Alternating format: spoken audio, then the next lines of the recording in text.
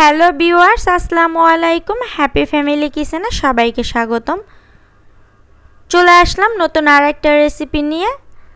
আজকে আমি আপনাদের সাথে শেয়ার করব বাঁধাকপি দিয়ে খুবই মজাদার একটি নাস্তার রেসিপি। আমার ভিডিওটি আপনাদের কাছে ভালো লাগলে অবশ্যই আমার চ্যানেলটিকে সাবস্ক্রাইব করুন।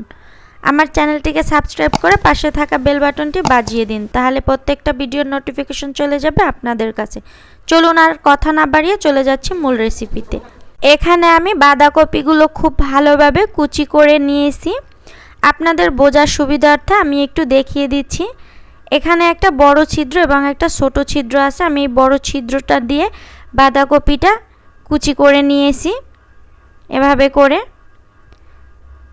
আপনারা চাইলে কিন্তু বটির সাহায্যেও এভাবে কুচি করে নিতে পারেন।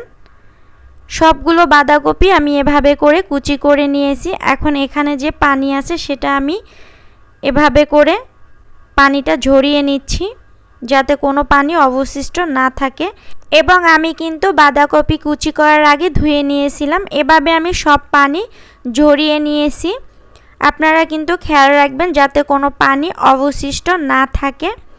এখন আমি এখানে দিয়ে দিচ্ছি পেঁয়াজ কুচি। যতটা সম্ভব পেঁয়াজটাকে এভাবে কুচি কুচি করে নেবেন। দিয়ে দিচ্ছি কাঁচা মরিচ কুচি, দিয়ে দিচ্ছি জিরা গুঁড়া, দিয়ে দিচ্ছি ধনিয়া গুঁড়া, দিয়ে দিচ্ছি শুকনা মরিচের গুঁড়া, দিয়ে দিচ্ছি গরম মশলা, দিয়ে দিচ্ছি স্বাদ মতো লবণ, দিয়ে দিচ্ছি ধনিয়া পাতা কুচি। এখন আমি সবগুলো উপকরণ একসাথে ভালোভাবে মিশিয়ে নিচ্ছি, যাতে সবগুলো উপকরণ একসাথে মিশে যায়। এখন আমি দিয়ে দিচ্ছি ময়দা, দিয়ে দিচ্ছি চালের গুঁড়া। এখন আমি চাল এবং ময়দার সাথে সবগুলো উপকরণ ভালোভাবে মাখিয়ে নিচ্ছি। সবগুলো আমার মাখানো হয়ে গেছে। একটু কালার হওয়ার জন্য আমি এখানে দিয়ে দিচ্ছি হলুদের গুঁড়া। এটা আপনারা চাইলে দিতে পারেন, না চাইলে নাও দিতে পারেন। এখন আমি হলুদের সাথে সবগুলো একসাথে মাখিয়ে নিচ্ছি।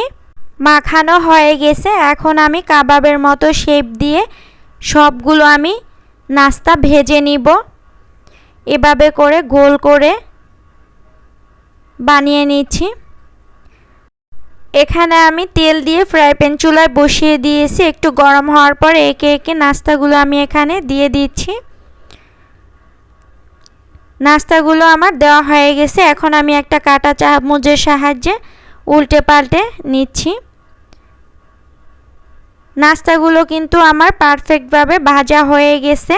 এখন আমি সবগুলো নাস্তা কিন্তু তুলে নিব। দেখেন কালারটা কতটা সুন্দর হয়েছে। সবগুলো নাস্তা আমি তুলে নিচ্ছি।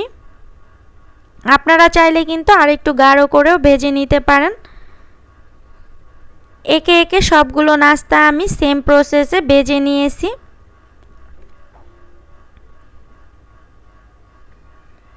এখন আমি পরিবেশন করব। এভাবে করে কিন্তু আপনারা খুবই সহজভাবে বাসায় তৈরি করে নিতে পারেন। আমার ভিডিওটি ভালো লাগলে অবশ্যই ট্রাই করে কমেন্টে জানাবেন। সবাই ভালো থাকবেন। আজ এ পর্যন্তই। দেখা হবে নতুন কোনো রান্নার রেসিপি নিয়ে। আল্লাহ হাফেজ।